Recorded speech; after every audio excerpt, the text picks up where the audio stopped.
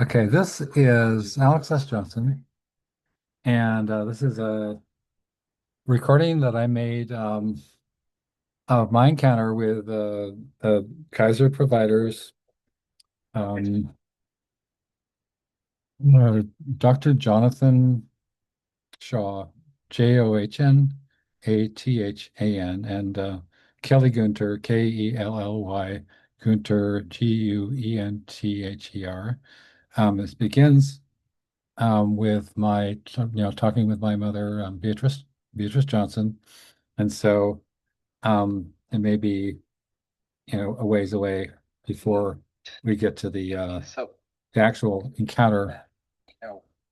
Okay, imagine that the door, door space, right, was a painting, right? And I'm talking then with if you my took mother. that So I'm actually interviewing my mother in a way. and, just And like put a frame around it, right? Wouldn't that be gorgeous? so this is pretty cool. Shadows. It's very I have no powerful. idea what's going to happen next. In fact, it reminds me of like a Kandinsky meets Magritte. Where's the Magritte? Oh, The door. the door. Yeah, the door. But that's the only thing that looks.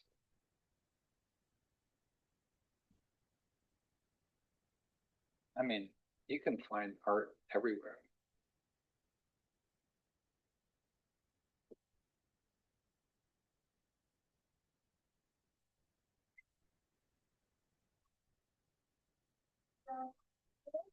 You wanted to be an architect, right? No, landscape architect, but you studied architecture. What happened was I signed up for landscape. It was My brother. undergraduate course, but then in between they decided to change all the city planning, landscape architecture, and architecture to be graduate courses, and so that everyone that would be interested in city planning, landscape architecture, Okay. their So major would be April 30th. architectural science. Thursday, October 30th was when this encounter happened at Response Road, Kaiser Permanente, Sacramento.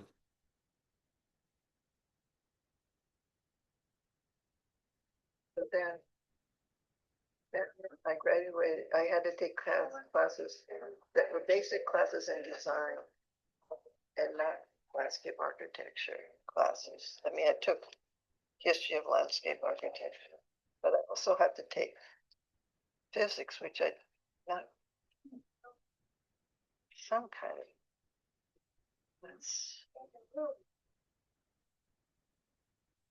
calculus. I don't know, something, that I wasn't at all prepared for, and I wasn't. So it changed the requirements, and I had to take basic architecture classes, which I wasn't qualified for, basic design. So then I graduated with something that wasn't anything. You know what I mean? Yeah. It's just like pre-med, you can major in anything, then you have to go to med school. So you'd have to go to get a master's 2 more years in landscape or architecture or city planning. Were there any designers or architects that really appealed to you as far as? Well, there were some people that were very well known at Penn. And Wasn't Miles Vanderohe at Penn, or he No. was that was part of the Bauhaus? yeah. What? Le Corbusier, was it? No. No, he visited, right? Le Corbusier came, there was a conference of the AIA, and Yeah. he disliked the AIA, but he agreed to address the students. So I saw him Oh, wow. at this conference, it was just for students.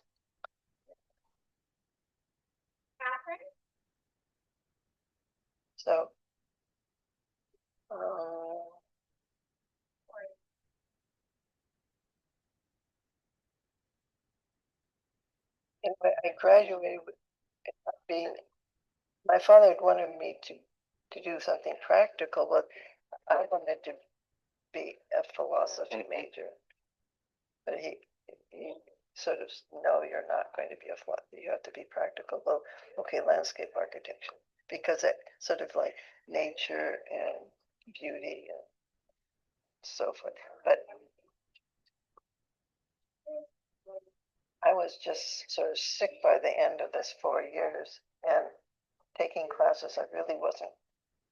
I was that my senior year. I told this graduate, no, my senior year in my design class, there's all these students from Harvard.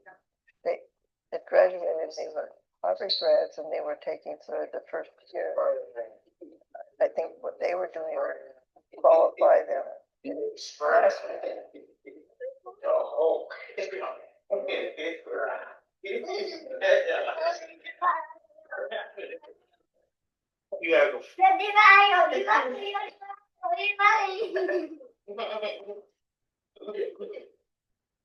I like the minus speed run like Mario so fast like you get a star. Yeah. So like speedy and score and they earn. Me. I'm going to show you. Oh, What kind of spider man? that's so cute. Named Spider-Man. This is Spider-Man. Spider-Man. So, eventually I decided, well, maybe I should go just continue in landscape architecture. Yeah. And I signed up at UC Berkeley, Right. landscape architecture. So but they didn't accept, I would have to, they had something called a Bachelor of Landscape Architecture. Where was the semester? Berkeley. Okay.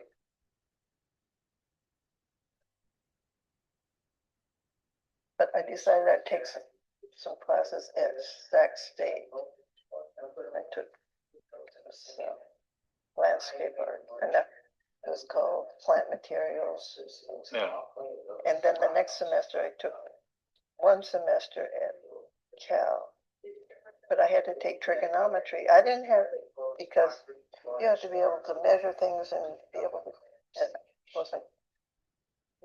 I didn't have any idea how to do trigonometry. So, Well, everything in math is kind of, contingent on previous, right? Like, so I don't know what's before trig, but yeah, I mean, it was, I think I was all right in, like in geometry. yeah. But I just sort of flaked out because it was too much for me. So I took a design class in landscape architecture. I took plant materials, really interesting. But I gave up on it. It was just as well. Yeah. So I didn't continue in, it would, I don't know how many years it would have taken to get a landscape architecture degree. But there's too much to do with architecture, I mean, a lot of it is, like you'd have to be able to do contours. And, if you wanted a lake, you'd have to be able to excavate the lake. You'd have to be able to, if you wanted a little mound, you'd have to be able to do it.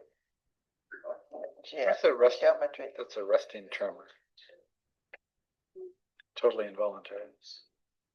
Well, tell him about that. And about your arthritis. Yeah. That means there's nerve damage. There's something interrupting them.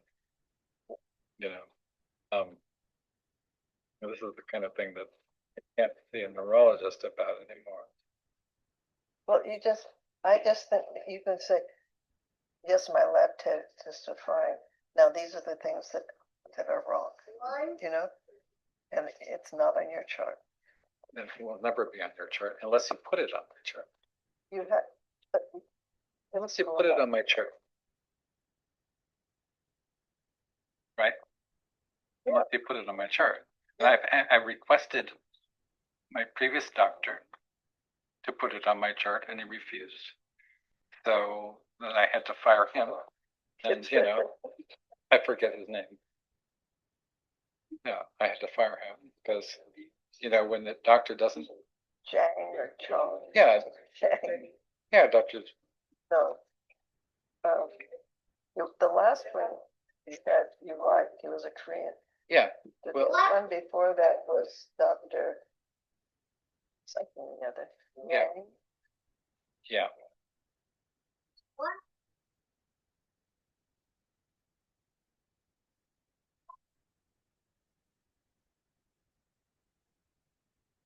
I mean, notice that like the notes, you'll say a lot of stuff and then you look for what you said, it's not there. Yeah, So my doctor's really good. yeah, I mean, I'll just say, She she's Okay. there and she'll type it up.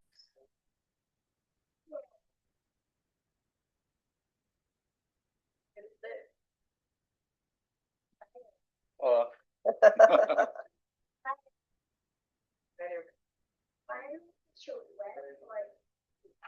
isn't there a new Spider-Man movie? I heard there was, right? Yeah. Have you seen it? I mean, are you a fan or? Did you like the Spider-Man, like the ones that by Sam Raimi, you know, the back in the day? I think I like the original Peter Parker. Oh, Peter Parker, like, yeah, hi. I,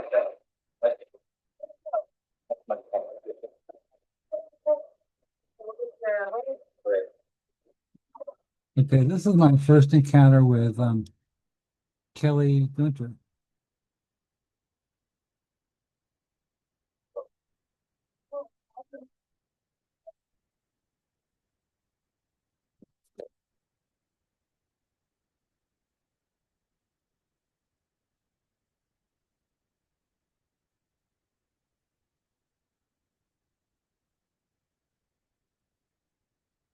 Your blood pressure, but I won't take it right away. See, that's good.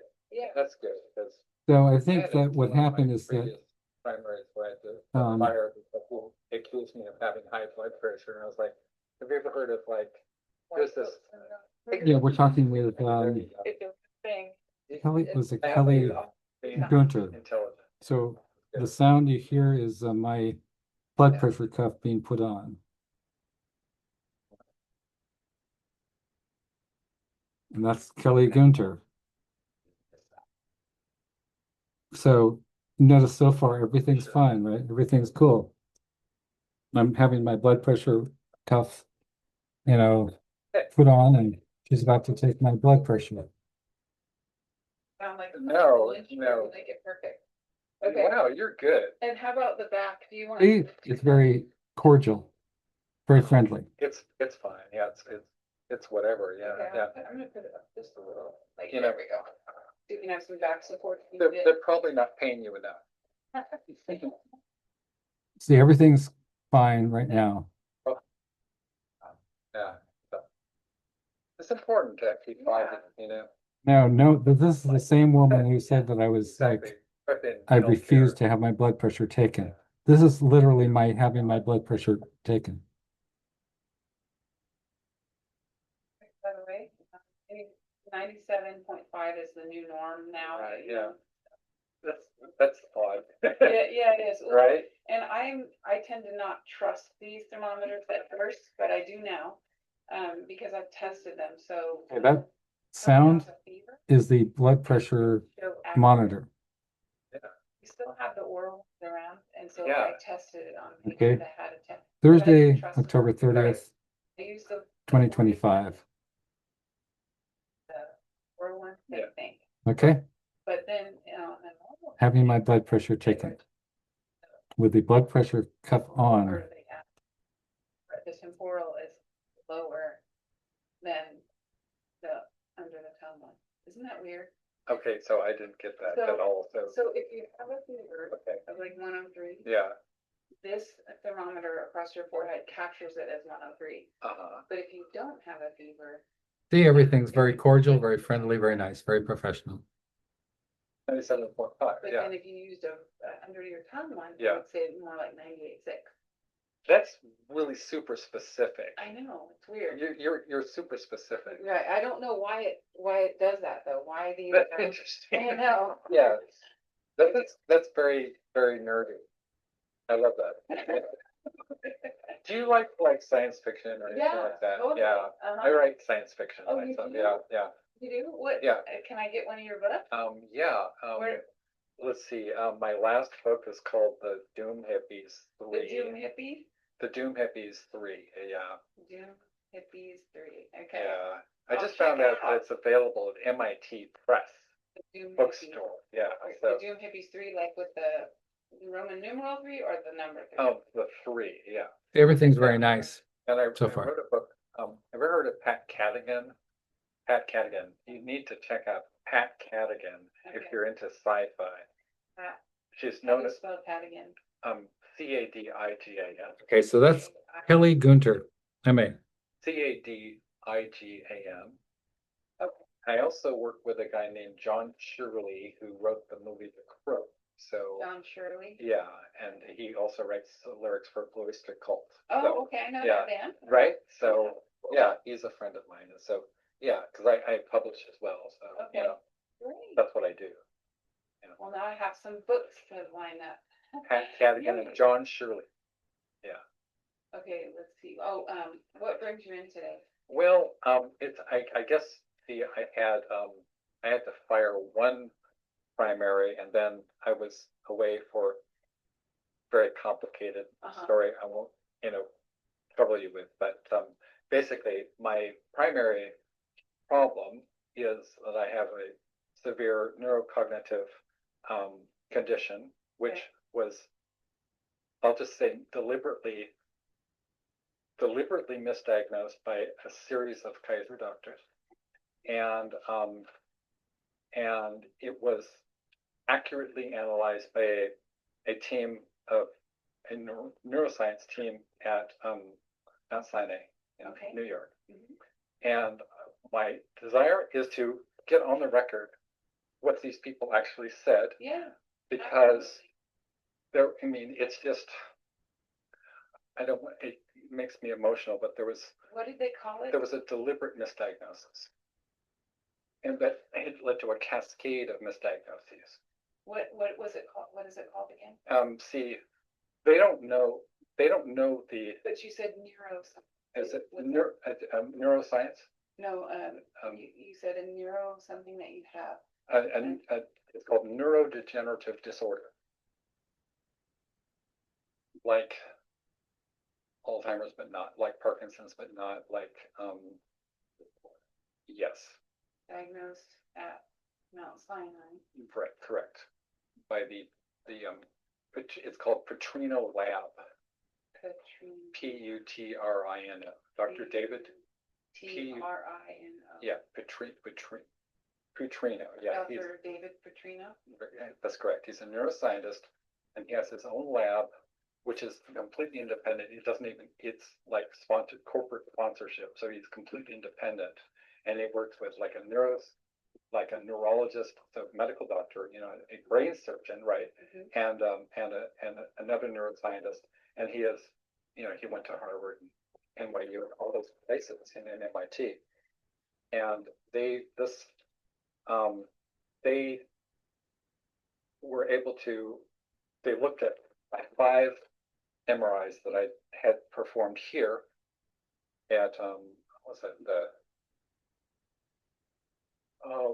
that wasn't Points West, it was one of the At Morse Avenue. Morse Avenue, correct. And they determined that one of the main, I guess, not symptoms, but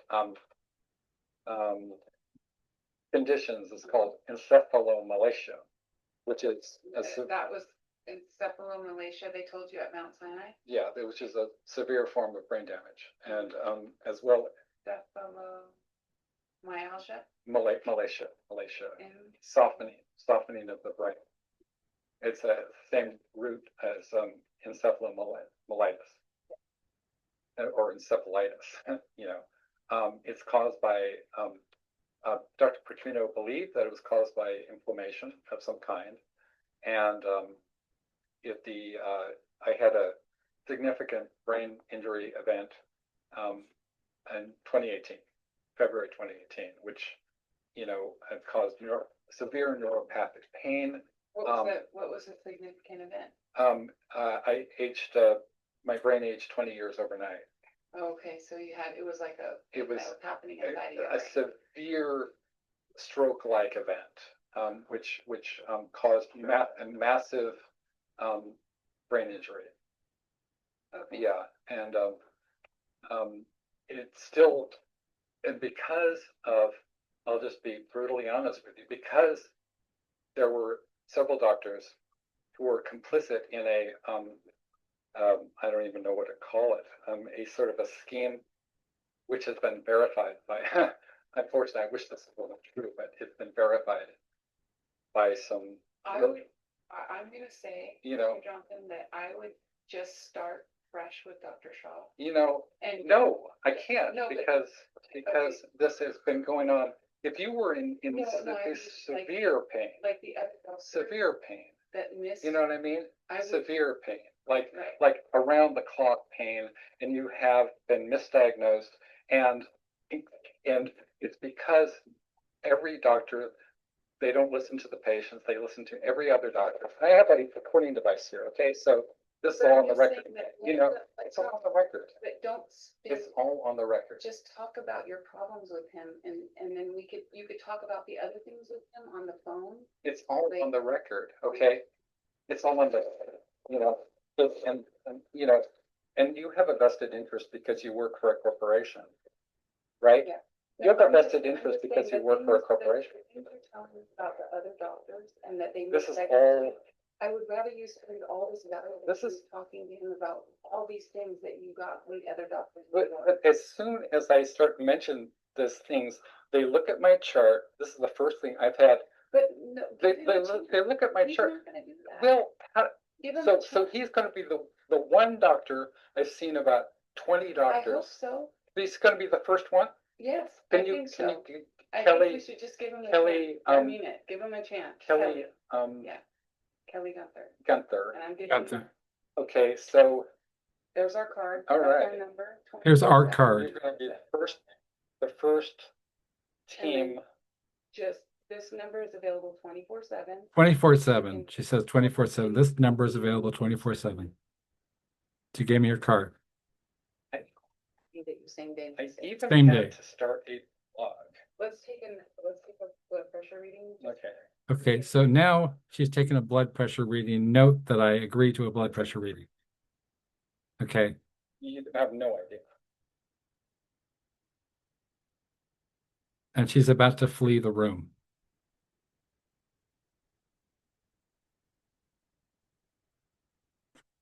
Okay, so this shows that I assented to a blood pressure reading. Complex post-traumatic stress disorder. I expressed because it wasn't just limited. It wasn't, who cares? It wasn't just limited. I'm talking about trauma. I'm talking about, it wasn't just limited. It involved a neuropsychologist who actually. I wrote all of your information down. I wrote down the Dr. Who- David Petrino. No, you don't understand. This neuropsychologist who the first one to deliberately misdiagnose me also turned me in to the security department at Roseville. So, Your blood pressure's high. I'm not even gonna write that down. I'm Well, gonna let you rest for a second. you know, I have to go get him, but this is so- your annual thing. you just do not understand. So, you just do not understand. I'm gonna take. You don't understand at all. This is very infuriating because, dealing with brain injury and neurodivergency, neurodiversity, Down everything.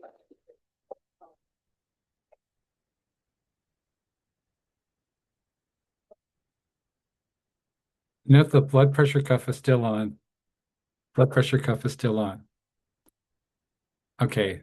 Now,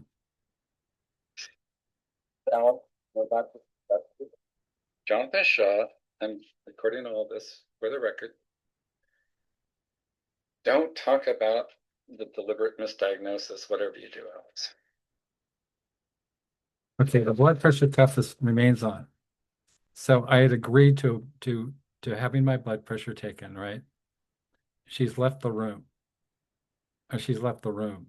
Okay, so now it's what's so I'm waiting. Okay, this is all dead time, right? Now normally you take the blood pressure, come back into the room, what, 5 minutes at most? Okay, so here is the total time that's elapsing while I wait. I wait for assistant. Now note that I had agreed to have my blood pressure taken. Now, I have no idea what's going on, because she's gone. She's missing in action. Okay, and she's just left me there. I have no idea when she's going to come back, and she left me there. She didn't tell me, this was the, what happened when I had agreed to have my blood pressure taken, right? I'd had my blood pressure cuff on, but you know, this was just not acceptable, that I'm waiting and waiting and waiting. It seemed like forever. And she didn't, in no way, shape, or form, did she agree.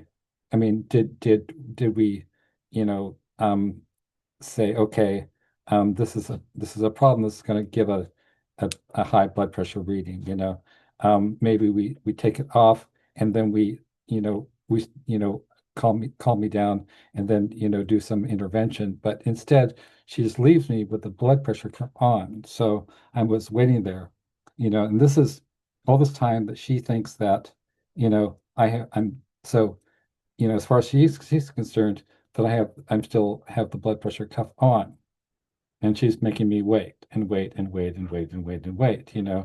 Like what? I don't know how many minutes she's had me waiting. Okay, this is all, you know. So then the machine makes this noise because I removed the blood pressure cuff. Okay, so now note that I had agreed to having my blood pressure taken. And then she was the one who starts to, you know, get freaky on me. Um, and that started to raise my blood pressure, right? She refused to listen to me, basically, and she started freaking out and sort of telling me, what I should and should not say to the doctor. And she assured me that, that the doctor would be the first person to actually listen to me, not talk about the misdiagnoses, but talk about, the actual neutrino, et cetera. So no, still waiting. She still thinks that you need to listen to your patient. Okay, she pops her head in the room, but she doesn't notice that the blood pressure cuff is off now.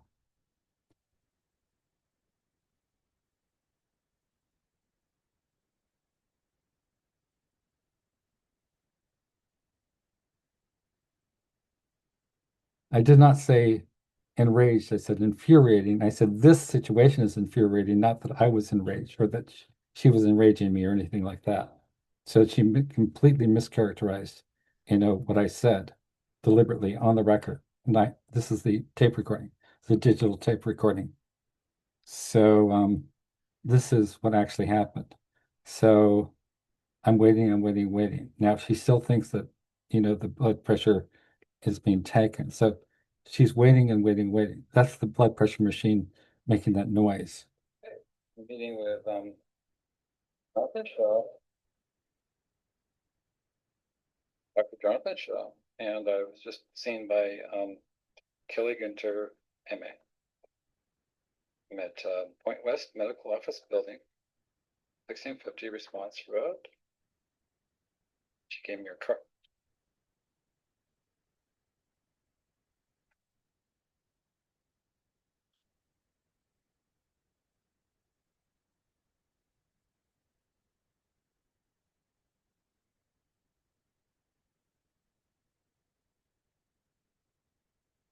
So all the while she still thinks that I have the blood pressure cuff on. So this all this time has elapsed. I'm waiting, I'm waiting, and waiting, and waiting, and waiting. I'm still waiting. No, she is not. So that's the blood pressure machine making that noise. The only reason that I took it off is because, I didn't want to have the blood pressure reading taken when I was upset, and I was upset because of the way she had freaked out on me, and just basically fled the room, leaving me with the blood pressure cuff on.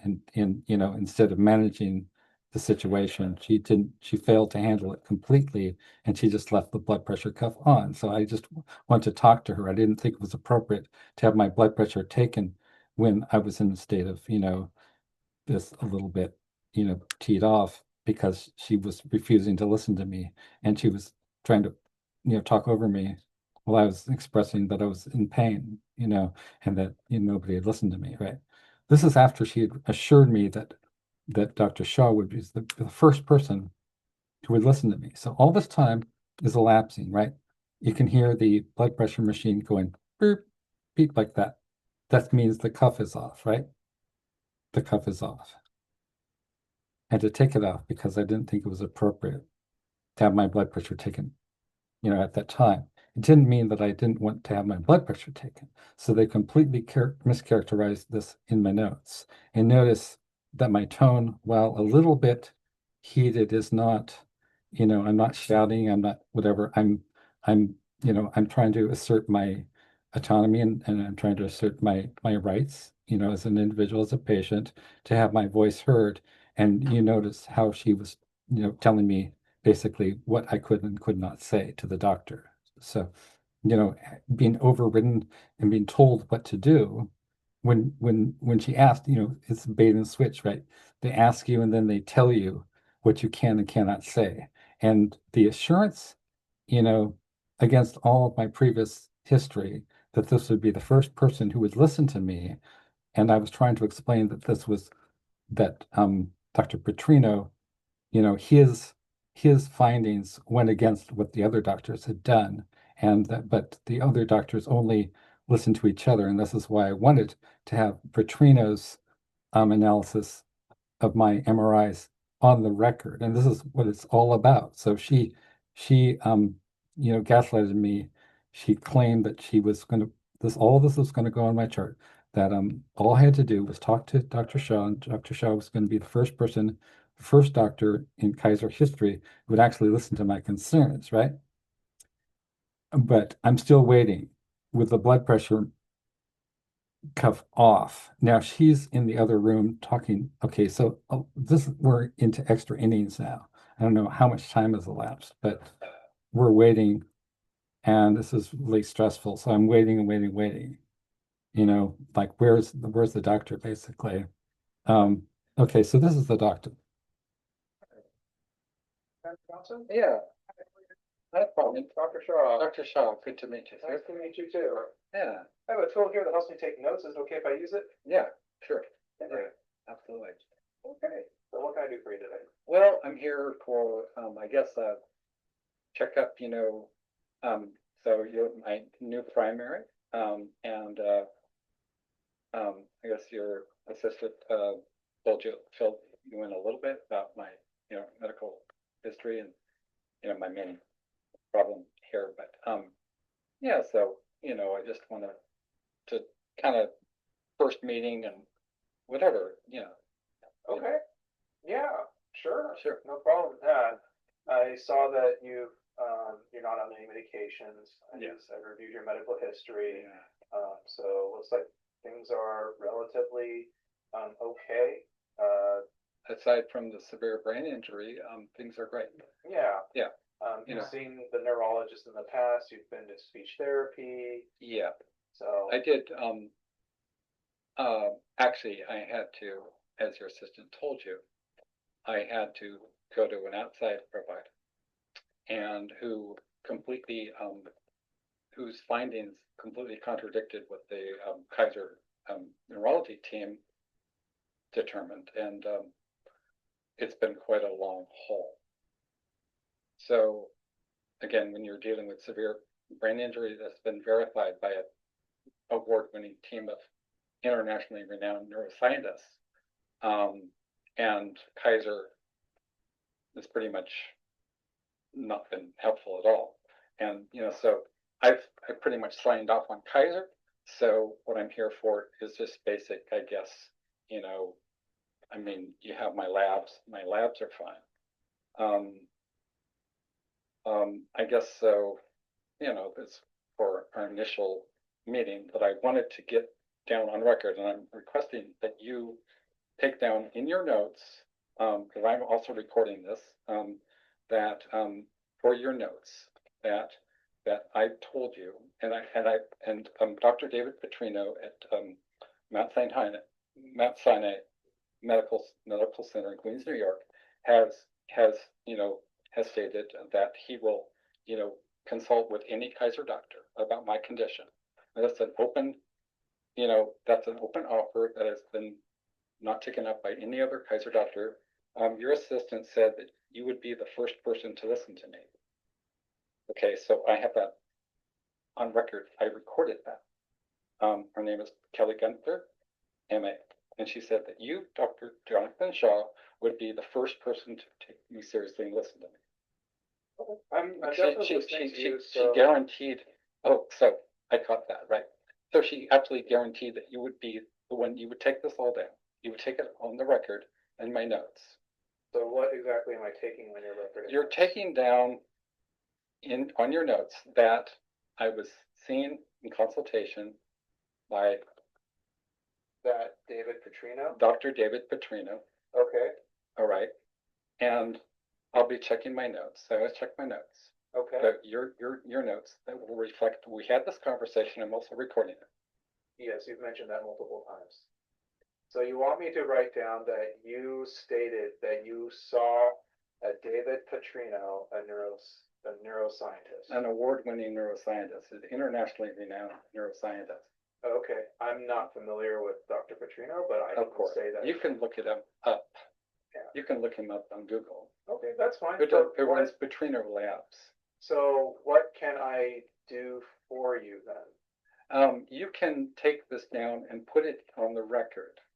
Okay. And then? It'll be on the record. It'll be in the medical record. Okay. And that is my purpose. Okay. That gets on the medical record. Okay. In my record. Okay. Simple, right? I'm not asking you to do anything else. Right? Easy. What is documenting this? What is documenting this? Okay, so I can send you his notes on the encephalomalacia, the findings of severe white matter disease, advanced brain aging, all these things you should be writing down.